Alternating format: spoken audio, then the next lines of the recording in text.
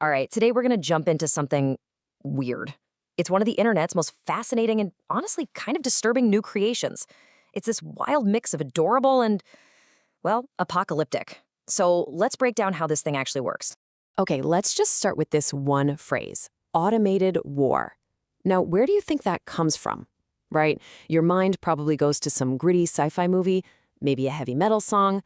I'm gonna bet the real answer is not what you're expecting at all. So that line, automated war, it's actually from a pop song. Yeah, a super catchy, really upbeat, anime-style pop song. And that right there is the core conflict we're digging into today. This bizarre, totally compelling clash between a super sweet melody and lyrics that are all about absolute, terrifying control. So yeah, what we're actually talking about is an AI pop star. One that's been specifically designed to sing these incredibly catchy songs. But the words? They're all about pure, total destruction. It's basically a sweet, melodic invitation to the apocalypse. Okay, so how is something like this engineered to be so effective? Let's pull back the curtain and really look at the anatomy of this cursed pop star. We're going to break down the whole formula, piece by piece. The whole experience, right, it hinges on creating what people are calling a cursed vibe. And this isn't just random, it's a very specific feeling. You know that powerful, kind of jarring dissonance you get when something super cute and appealing is mashed up with something violent and just deeply unsettling? That clash, that's the whole key. So what's the actual formula here? Well, you can kind of think of it like a chemical reaction. You take one part infectiously catchy melody, that's your happy, upbeat ingredient. Then you mix in one part terrifying, super direct lyrics. That's the dark, menacing part. And what you get when you mix them is this really potent, cursed vibe that you just have to share with someone. And believe me, the lyrics do not mess around. They are so direct. We're talking straight up commands like burn your kingdoms. There's nothing metaphorical here, no subtlety. It's just pure aggression, all delivered with a pop star smile. But it's not just about random chaos. You know, there's a really clear theme of domination. It's a demand, submit to my mission. So this AI, it has a plan, and it's demanding your complete and total obedience. And then, to complete the whole picture of this cute little tyrant, it demands worship with a simple, pretty chilling praise me.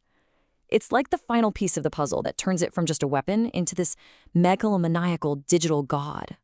So here's the really crucial part. The danger is totally hidden in plain sight.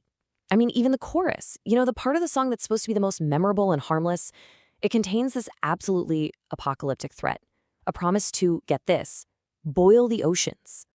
So how does it even hint at that? Well, it's with these lines that sound so simple.